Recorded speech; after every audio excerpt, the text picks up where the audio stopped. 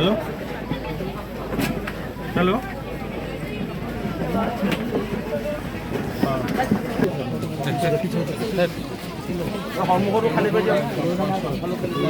মই বানপানী হোৱাৰ পিছদিনাখনে নাজিৰালৈ আহিছিলোঁ, কিন্তু সেইদিনাখন আপোনালোকৰ মাজত আহিব পৰা নাছিলোঁ। চৰকাৰৰ ফালৰ পৰা যিমান দূৰ পাৰি আমি আপোনালোকক সহায় কৰাৰ চেষ্টা কৰিছোঁ, কিন্তু তৎসত্ত্বেও মই জানো যে হয়তো সকলোৱে চৰকাৰী সহায় যিমান পাব লাগিছিল হয়তো কোনোবাই পোৱা নাই বা কোনোবাই পোৱাৰ বাবে প্ৰয়োজনীয় ব্যক্তিও হয়তো বাদ পৰি আছে। আজি সেইকাৰণে মই নাজিৰালৈ আহিছিলোঁ আৰু আমি আপোনালোকৰ যিমান ক্ষয় ক্ষতি হৈছে আমি যেনেকৈ পাৰোঁ আপোনালোকক সহায় কৰাৰ কাৰণে চেষ্টা কৰিম।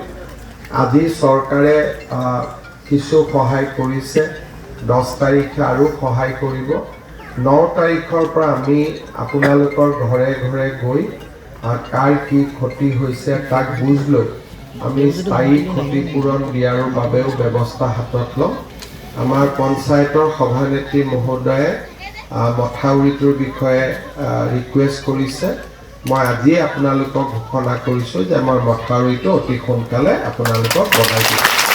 মাত্ৰ আমি যাতে মাটি বাৰীখিনি পাওঁ তাৰ বাবে আপোনালোকে সহায় কৰি দিব। ৰাইজে সহায় কৰিলে আমি সুন্দৰকৈ মথাউৰিটো বনাই দিম।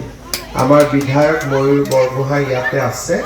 আপোনালোকৰ যি প্ৰয়োজন হয়, যদি কেতিয়াবা মেডিকেল কেম্প, আমাৰ স্কুল, অংগনবাদী, নামঘৰ, ৰাস্তা, যি যেনেকৈ আপোনালোকৰ সহায় প্ৰয়োজন তেখেতে ক'ব, আমি গোটেইখিনি সহায় কৰি দিম। ক'ৰবাত আমাক কঠীয়া লাগিব, কৃষিৰ বাবে সহায় লাগিব আৰু আমাৰ হেল্থ কেম্পো আমি কৰিম। তাৰ উপৰি আপোনালোকক যি সহায় লাগে আপোনালোকে ময়ূৰ বৰগোহাঁইক ক'ব। মই ময়ূৰ বৰগোহাঁইৰ লগত এনি টাইম সম্পৰ্কত আছোঁ, আপোনালোকক আমি সহায় কৰি থাকিম। আজি মই নাজিৰা সমষ্টিৰ বান বিধ্বস্ত অঞ্চলখিনি পৰিদৰ্শন কৰি আছোঁ।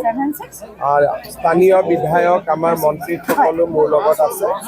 আমি সকলোকে যেনেকৈ পাৰোঁ আমি সহায় কৰাৰ বাবে আৰু আমি যিমান পাৰোঁ সকলোকে সহায় কৰিম।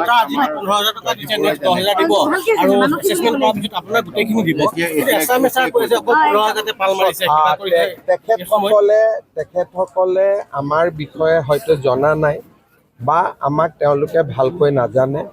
আমি নাজিৰা সমষ্টি বা শিৱসাগৰ জিলাত ৰাইজে আমাক ভাল পাই মৰম কৰে আৰু আমি বহুত দিনলৈ ৰাইজক সহায় কৰোঁ। যিসকলৰ চিন্তাধাৰাটো একেবাৰে সীমিত, যে 15,000 টকা দিছে, পাল মাৰিছে, তেওঁলোকে আমাৰ বিষয়ে ভালকৈ নাজানে। কিন্তু ৰাইজে আমাক ভালকৈ জানে, সেইকাৰণে এজন ৰাইজেও এইবিলাক প্ৰশ্ন কৰা নাই। ৰাইজে জানে যে এই চৰকাৰখনে তেওঁলোকৰ লগত আছে আৰু থাকিব।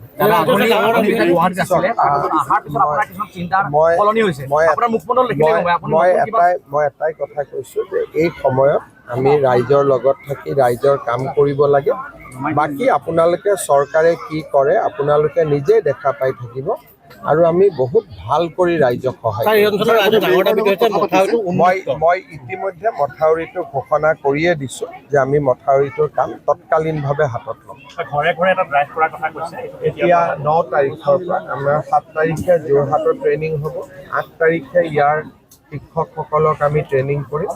তাৰপিছত তেওঁলোকে হাতত লেপটপ লৈ পেলাই ঘৰে ঘৰে যাব, যাৰ য'ত যি ক্ষতি হৈছে তেওঁলোকে লিষ্ট কৰিব আৰু সেইমতে আমি যেনেকৈ পাৰোঁ আমি সহায় কৰাৰ প্ৰচেষ্টা। মই ভাবোঁ 10 দিনতকৈ বেছি সময় নালাগে, 10 দিন বা 15 দিনত হৈ যাব।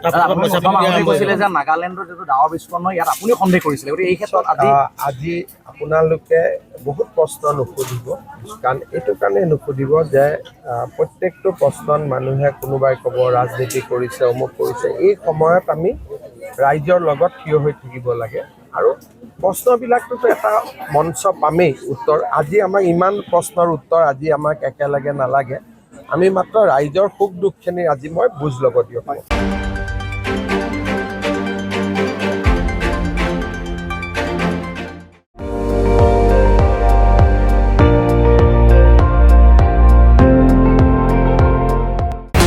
আপুনি চাই আছে ND24 সৰ্বশ্ৰেষ্ঠ নহয় সৰ্বোত্তমৰ দৌৰত।